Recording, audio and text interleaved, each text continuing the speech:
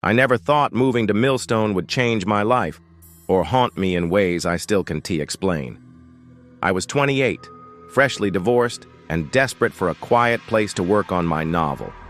The city had become suffocating, full of concrete, sirens, and people who pretended not to notice the chaos around them. My friend Karen had suggested Millstone, a small town nestled between rolling hills and dense forests, where she'd spent summers as a child. "It's perfect," she said. "Old houses, old trees, and no one asks questions." When I arrived, the town felt like a postcard.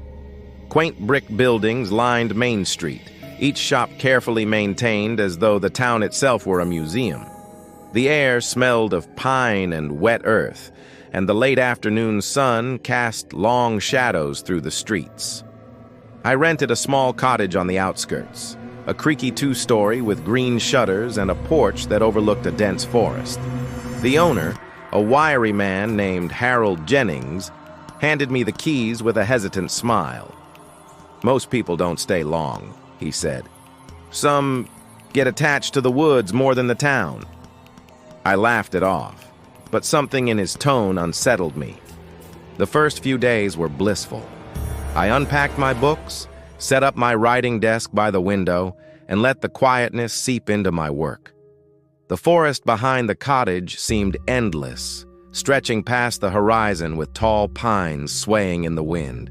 Birds chirped, squirrels darted among the branches, and at night, the only sound was the occasional hoot of an owl. It was on the third night that I first noticed the lights.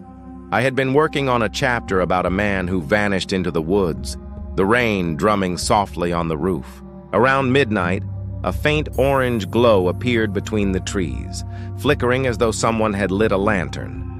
Curious, I stepped onto the porch, squinting into the darkness.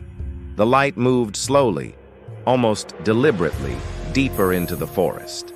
My rational mind told me it was probably a hiker or someone tending to a campfire, but a chill ran down my spine. By morning, I found muddy footprints leading from the edge of the forest to my porch.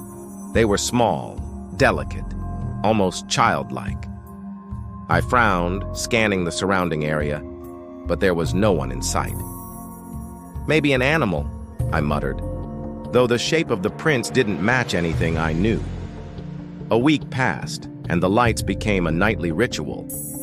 I started to dread them, yet I couldn't bring myself to ignore them. Each night,